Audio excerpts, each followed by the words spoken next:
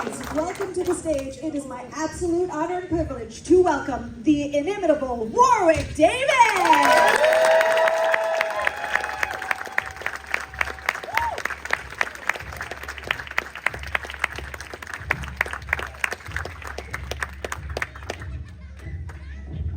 So just to prep everyone, we will at some point here be taking some questions from the audience. I do want to remind you, please keep in mind, there is still a SAG-AFTRA strike happening, so please be respectful of that. We will be avoiding certain particular topics and that kind of thing, but this also gives us a very unique opportunity to talk about some very creative things that maybe we haven't gotten a chance to ask you about before. Very good, thank you. How do you feel about that? We are so excited to have you with us. Thank you so much for being here. So let's start things off with little things like, oh, how did you first start acting? Where did that come from for you? I'm sure most people in the room know the story because it's well told, but my grandmother was listening to the radio and Lucasfilm put out an announcement looking for short people to be in the new Star Wars film, which at that point was Return of the Jedi. And she heard the word Star Wars and little person, put the two things together and thought of me.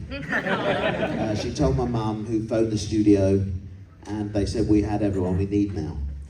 We had loads of calls, thank you. So I don't know how mum got me an audition, but she nonetheless did. And I went up and met with a production assistant who said, do you like Star Wars? And I went, yeah. She said, do you want to play an Ewok? I said, what's one of those? And she said, well, you'll find out as you get measured up for a costume. And that was it. As simple as that. So, no audition process, just happened to be the right height for the job. And a Star Wars fan, so there's hope for you lot yet. What's some of the best advice that you've gotten as an actor, especially for people that might be looking into getting into the opportunities for entertainment? Best advice, don't. You know, you lot look in there, think it must be a glamorous life coming here to this convention centre. But I mean, it's not glamorous. I mean, there are parts of it that are. You know, I get to travel the world. There's a few red carpets, but most of the time it's kind of hard graft. You know, uncomfortable costumes, difficult working environments. Yeah, leave your violins in your bags. But I do it all because I love acting. You've got to love performing if you're an actor. Don't do it for the money or the fame. Do it because you enjoy what you do. The money and the fame are the byproduct of being successful at what you do. And that comes with being very lucky sometimes as well. Yeah, I mean, there is a lot of actors say there's no luck involved, but you have to be in the right place at the right time. It's about networking, knowing the right people. Now, if you've got George Lucas in your corner, you're in luck. So you mentioned being able to travel all over the world. What are some of your favorite places that you've either traveled for work or just for fun? Favourite places? I would say New Zealand was a great place to work. Went down there for Willow all those years ago. And also for the Chronicles of Narnia. Went back to some of the same locations. Beautiful country. It's wonderful lighting for film as well. It looks great down there. So yeah, that'd be a favourite. Where else have I filmed? Done a lot of work in Wales, in the UK. Of course, the original Willow was there. I did Prince Valiant there. The TV version of the Chronicles of Narnia for the BBC was in Wales. And more recently, the Willow series was done in Wales. Where else is favourites? Filming location favourites for me. Well, on Rogue One, I thought we were going to go to the Maldives, but they changed it, so we ended up going somewhere more local to the studios, unfortunately. So yeah, I was disappointed with that one. Have you been to the Maldives on your own, just for fun? No, not yet. I booked a holiday and then got work and had to cancel it. I mean, if ever I need any work, I always book a holiday, because... See, I haven't been yet, hoping it's not going to be underwater by the time I go. Well, since we do have to keep it a little bit brief today, we will go ahead and throw it to the audience. Remember, please be respectful about all of the things that we cannot discuss. Well, I've already mentioned some project names, haven't I? So I just want to say as a disclaimer, I'm on strike, so if you... I'm not going to promote any of my projects. Please don't watch anything I'm in, at all. They're uncovered. I haven't heard about any of that. Yeah, don't watch anything. It's all bad. So I'm gonna come to y'all, so give me just a second to make my way this way so we can make sure everybody in the room can hear what's going on. All right, let's start right down here. Hello, what is your name and your question? My name's Brian, and I was just curious, when did you discover working with Anthony Daniels, working at Crowd, like a celebration in Orlando? I saw you guys there. When did I discover that? Well, you guys made an incredible team, and it seems so. I don't know if you rehearsed that or if it's all improv based off of how you play off each other. And I was wondering how that came about. Yeah, none of that's rehearsed. It's just what happens. I mean, Anthony and I have got a relationship like that in reality. You know, whenever we see each other, we make fun of each other. And so then we just kind of carry that onto the stage. You know, I don't let him get away with anything. He'll poke fun of me. I mean, he makes it very clear he doesn't like Ewoks. So that was the kind of basis for it, really. And, you know, we're supposed to worship him. But he forgets that it's the character we worship, not the Anthony. So that's kind of how that got started. And then each celebration I'll take it to another level and prepare some stuff to throw at him. And yeah, people seem to enjoy it. Thank you for enjoying it. Thank you. Is it safe for anyone else to make fun of him? No, I wouldn't do it. Don't go to his table and go, Mr. Daniels, would you sign this, and then make fun of him? Because that will be removed very quickly. All right, what's your name and your question? Mine too is Brian. Strange. Anyway, you've worked with many different celebrities. Have you met anyone that you were like, wow, I can't believe I'm going to be working with? Yeah, I mean, we've all got heroes, haven't we, in the entertainment industry, and I'm no exception. So for me, it was firstly Steve Coogan, and I got to work with him on a series in the UK, which I enjoyed. And then secondly was Ricky Gervais. I mean, the whole kind of me and Ricky came out of him. One day I was at home and he just called. So the voice on the phone said, hey, this is Ricky Gervais. And I was like, who? And then he went, and then I said, no, you're winding me up. Who is this? I thought it was a friend of mine doing a voice. And then Ricky laughed, and I thought, well, nobody can laugh quite like that. And that was it. He then pitched me the episode of Extras that I did. He said, well, I want to do this episode, and I want to just check you're okay with this. It ends up, and I kick you in the face. And I said, well, that'd be an honor to be kicked in the face, baby. And so that's how that was introduced to me. And then, having done Extras, I kind of pitched the idea of Life's Too Short to him, and then the rest is history. Then Idiot Broad followed on from that, and there you have it. So yeah, it is important networking, as I mentioned earlier. Right over here. I saw you first. Oh. Hi, my name's Lisa, and I wanted to know what your favorite memories with Carrie Fisher. Favorite memory of Carrie Fisher? Well, the first one I have of Carrie was really working in the Redwood Forest with Carrie on the scene that you see in the film where Wicket discovers her. And she used to get very concerned about me being too hot in the costume. You know, bear in mind, I was only 11 then. They'd take the head off and she'd be there with like a cookie and some chocolate milk to put it on. But I was a bit cheeky, so at 11 I soon cottoned onto this and sort of started to act a bit hotter as they took the head off. And so she'd be there with the chocolate milk and cookies, and so our relationship kind of grew from there. And then I had the pleasure of interviewing Carrie at numerous Star Wars celebrations, and she was always really game and loved the fans, as you know. And she was game to reenact the scene, you know, on the log from Jedi. We used to use the couch on the stage as the log. And her dog got involved as well and attacked me. I mean, if you want to check out YouTube, it's all on there. But no, she was so lovely and gracious, and a real sad loss to the industry and to the Star Wars fandom.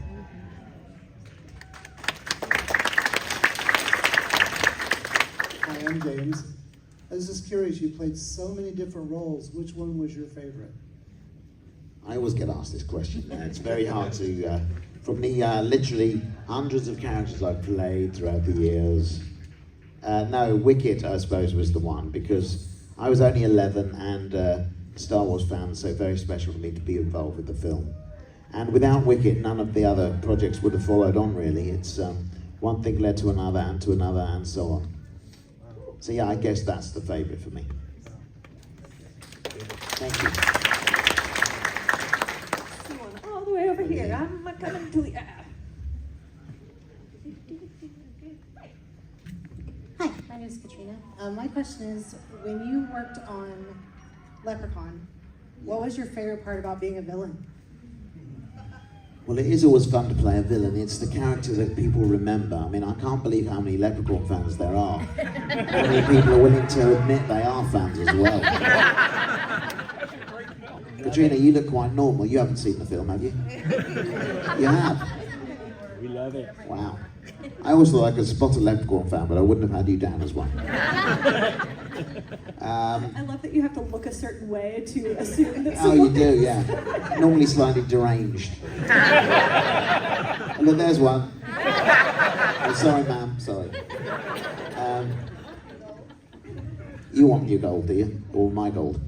Okay, so yeah, I mean, it's fun to play a villain, especially the Leprechaun, because I was kind of establishing that character.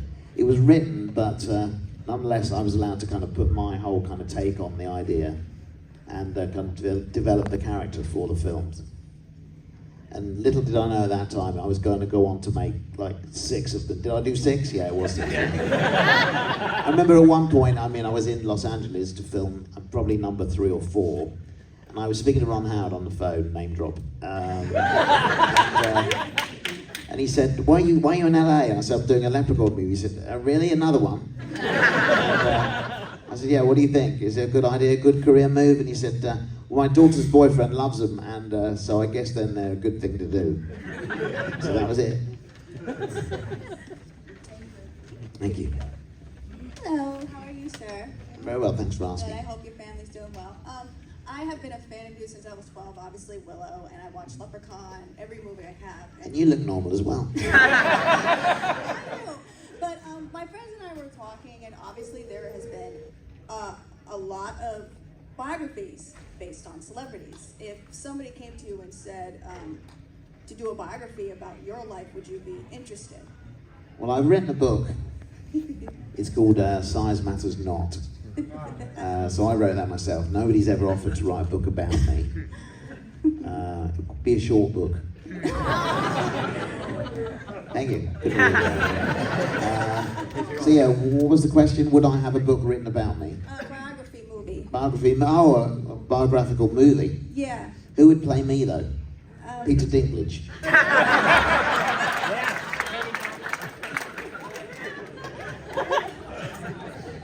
Well, he's desperate for roles anyway, so.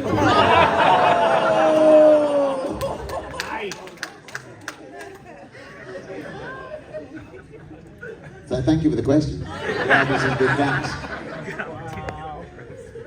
What else have we got? So you mentioned you did a lot of roles over the years, and I know sometimes studios, give a lot of the actors, a piece that they worked on, that was, maybe a piece of the costume. Have you ever gotten memorabilia from any of your roles that you really cherish? Like, this is the piece, you put it in display, like, really? Yeah, I do have a few things. I have the original wand from Willow. One of those. The thing is, you go, you clap, but I don't know where it is. It's in a box frame that I used to have on my office wall, but then we moved house and I lost it. The reason I know I lost it is because when we did the Willow series, they were like, was your wand like this? And they kept bringing sticks to me and saying, was it wiggling like this? No, I said, it was like that. And I said, I've got one at home. So I was hoping to find it so they could mould it to make a new one, but never found it. I've also got some, weirdly enough, some Ewok toes. So just 3 toes of an Ewok, I have those. And also do you remember the rocks that I swung around my head? Yeah. In Jedi, I've got those. They're made of rubber with leather between them. So I often stand on top of the sofa and swing them around my head. Reenact that moment. What else do I have? I have a Gringotts galleon, which my daughter was given actually by the producer. So I have that. What else? I was hoping for a Flitwick wand to go with my wand collection, but I wasn't given one. I don't know. That's all I have, I think. I mean, what else have I got? I've got a leprechaun costume complete, the original one, so I have that.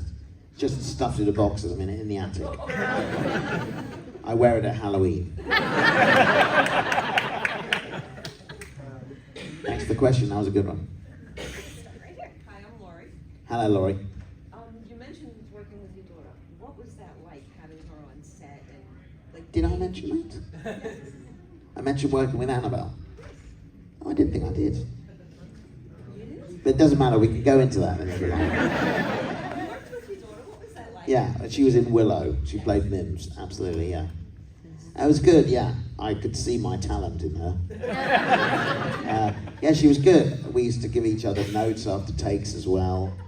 But no, she was really good. She kind of lights up the screen. She's got that kind of special something. And what's wonderful about Annabelle, I didn't say be an actor. She just kind of took it upon herself to audition for a TV show in the UK and got the part, and then like really made it her own, and she's doing really well.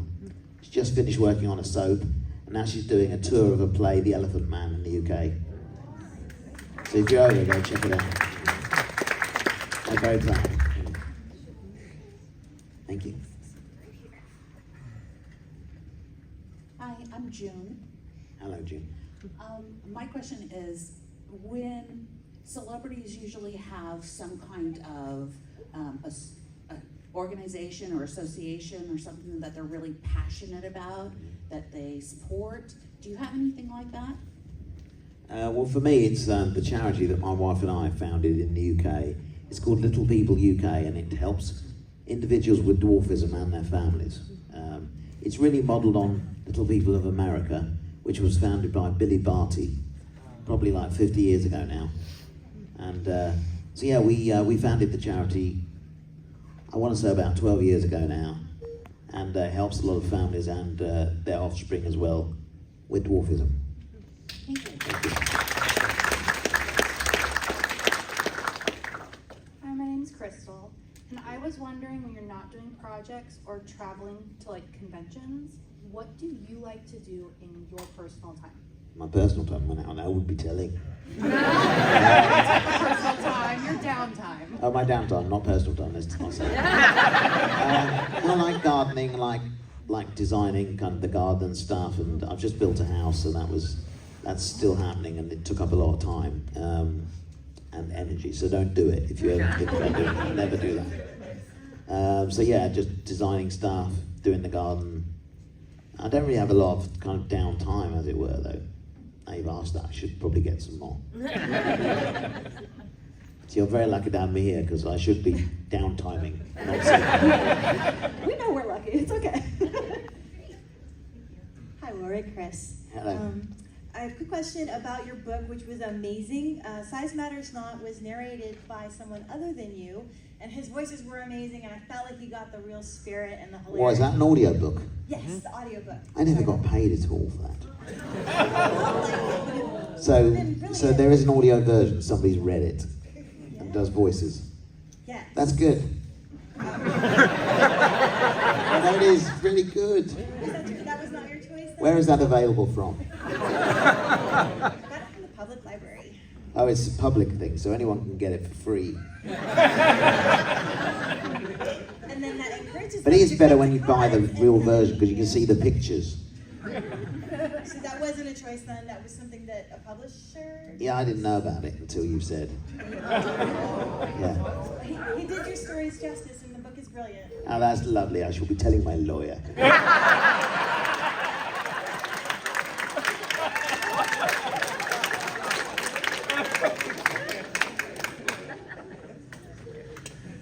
So you've done, throughout your career, you've done lots of roles with masks, lots of roles without masks. Do you Tell me have, about it. Yeah, do you have a preference to, and do you approach the roles differently? I mean, it's nice to kind of just be me. You know, I've experienced that a few times in like Willow initially, and then Life's Too Short, kind of to play a kind of twisted version of myself was fun. But yeah, the prosthetics allow you to kind of really explore other characters and be transformed. And what's fortunate is when you have a good makeup artist, they can transform you that well that you can play two characters in the same film, as I did with Deathly Hallows Part 1 and 2. But then you really have to focus on the character, and not only will you look different, but you have to make sure you move differently as well. You know, we all have a signature way that we move, so I had to really disguise that when I played Grip Hook and Flitwick. You know, I enjoyed the collaboration with the makeup artists, creating the makeups. You know, they allow me to kind of perform through them. You know, I think we've all seen makeups in movies where they look incredible, but there's no performance because they're just so big and heavy. The actor can't put a performance through it. But you know, makeup artists like Gabe Bartalos, who designed the Leprechaun makeup, you know, really thought about me being in that makeup, and also Nick Dudman, who did the makeup for Harry Potter, was also brilliant as well. But it's an uncomfortable process. Hot, very sticky, claustrophobic.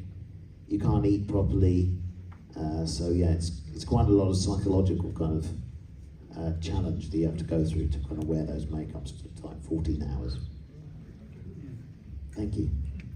All right, I think we've got time for 2 more. So I'm going to start Okay, right here. before we go into them, they better be good ones. Yeah, These last two. Because the rest of it are absolutely terrible. Don't ask about the audiobook. What is your favorite superhero movie? Superhero movie? Yes. The one I'm going to be in, called Captain Short Arse. No, like the Avengers, Iron Man, Captain America. Okay, if I was to be in a Marvel film, what could I play? Are there any characters left they haven't done yet? What would you like to play? Who knows Marvel? I don't know. Who could I be then? Is there anyone left? They've done so many. There are, but a lot of them are girls. They're girls. You don't know me. You did ask about my private time.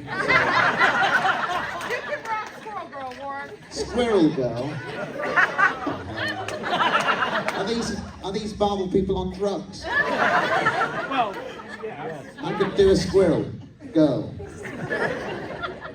That's weird. Okay, another suggestion for a Marvel character for me. I think they're saying you have a lot of range. There's a lot of scope. There's been an anti-man, hasn't there? Like an ant. I've done it. I couldn't do that one. Just done. Is there anything tiny? Howard the Duck, that's been done already. I didn't get the chance. I was working with George at the time and I didn't get offered that one. I'm not bitter. Okay, so we've dealt with Marvel. What next? Time for one more question. Here you go. Feels like a lot of pressure. Yeah, you better believe it.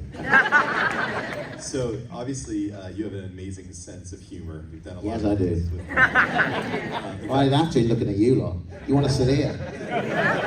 not just with the hosting, but like I've even seen you do some stuff at Second City in Chicago a few years ago and things like that. Do you see a future in trying to do more comedy projects? Because I think you have a talent for it. Oh, that's very nice. Thank you very much. Are you my agent? No, I mean, comedy kind of just comes about having a sense of humour about life and about yourself. I mean, when you grow up at my height, you have to have a sense of humour about life and yourself. So I think that's where that's come from. Then getting to work with people like Ricky and Stephen and kind of seeing life from their perspective as well, and the brilliant way they create and direct comedy. That's fabulous. So yeah, no, I mean, if you have the gift to make people laugh, it's wonderful. I mean, the energy coming from you guys is fabulous. It's lovely to hear you laugh. As long as it's not laughing at someone, if they're laughing with you, it's wonderful. I'd never consider doing stand-up though, because then you're out there, you're kind of just going, now I'm going to make you laugh. But you guys didn't expect to laugh this afternoon. You expected to be enthralled and entertained and informed. No, it was supposed to be a serious thing, but then I threw a curveball in and made you laugh. Thanks for the question. Thank you.